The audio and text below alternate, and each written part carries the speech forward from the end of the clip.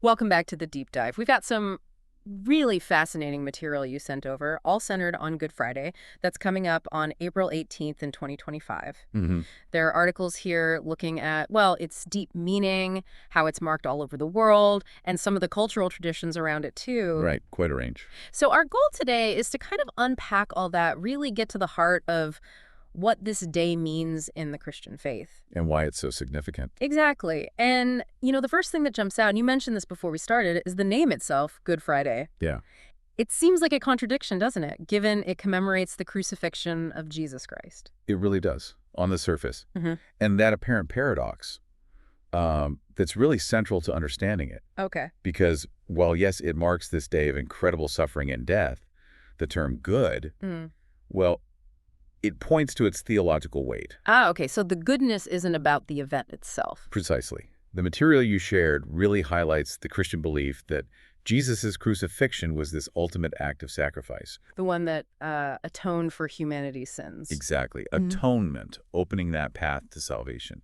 So the good refers to the outcome, the beneficial consequences in Christian teaching, not the crucifixion itself. Which was obviously horrific. Undeniably tragic, Mhm. but it's seen as this absolutely pivotal holy day. That's what we're digging into. Okay, let's spend a moment more on that atonement idea. The sources suggest Christians see Jesus' death as a kind of payment, a reconciliation. That's a good way to put it. For- Reconciliation. The core idea presented is that through his suffering and death, Jesus essentially bridged the gap caused by sin, offering salvation to believers. Right. It's, foundational belief. And Good Friday is the day this sacrifice is most intensely remembered. It's interesting how the materials really stress this dual feeling about the day. Mhm. There's the clear mourning, the sadness for Christ's suffering, but then there's also this reflection on what comes out of that sacrifice Yes, themes like compassion, forgiveness. and that transformative power you mentioned. Precisely. It's not just about remembering the pain. It's about grappling with the implications. What does that level of sacrifice teach us about love, about forgiveness? It invites a lot of personal thinking alongside the sort of communal grieving. Exactly right. Deep personal introspection. And we see that reflected in how it's observed worldwide. The sources mention quite a few practices. Obviously, church services are key. Yes, very central, often focusing specifically on the Passion of Christ, the events leading up to the crucifixion. With readings from the Gospels, I assume? Definitely. Readings recounting those final hours, hymns, prayers, the whole service, the liturgy, is shaped to convey the solemnity of the day. Then there's something called the Stations of the Cross that sounded quite powerful, Ah, yes, the stations. following Fortune's specific events from his condemnation to his burial, either physically moving or mentally. It's a very powerful devotional practice. It lets people connect very personally with that journey of suffering. Makes it less abstract, maybe. I think so. By focusing on each step, each station, it can deepen empathy and the understanding of the sacrifice involved. It makes a historical event feel very present, very spiritual. And the sources also talk about passion plays and processions. Hmm. The one in Oberammergau, Germany, gets a special mention, performed only every 10 years. That's the famous one, an incredible undertaking. These reenactments, they serve as really vivid reminders of the Passion story. Must be incredibly moving. They can be, absolutely, for Thank you. participants and observers alike. The scale of Oberammergau just highlights how deeply embedded this story is in certain cultures. Fasting and reflection also seem crucial based on the material. Yes, another key element. Abstaining from food or maybe other pleasures as a way to connect with Christ's sacrifice, like a form of penance. It is. It's a very tangible way to participate in the day's solemnity. This idea of self-denial is linked to sharing, in a small way, in Christ's suffering. And it probably helps focus the mind on prayer. Often, yes.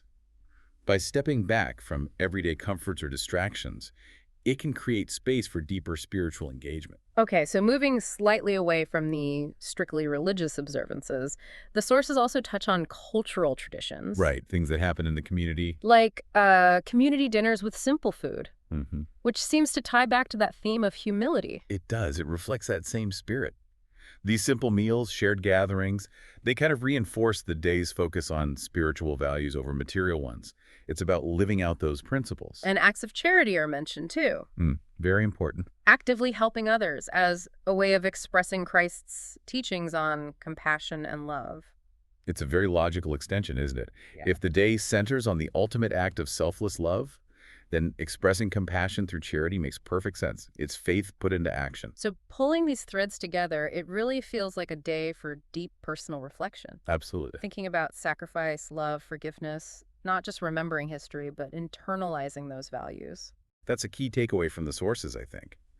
Good Friday is presented as this real opportunity for spiritual growth, for deepening one's own relationship with God. A time for introspection. Exactly. Examining your own life in light of that example, striving for maybe some personal change. And there's also this element of global connection mentioned. Yes, solidarity. Christians everywhere, different cultures, different places, all observing the same significant day together. It really highlights the universal nature of the faith, doesn't it? Yeah. And just how central this event is. It's a powerful reminder of a shared spiritual heritage that cuts across all kinds of boundaries.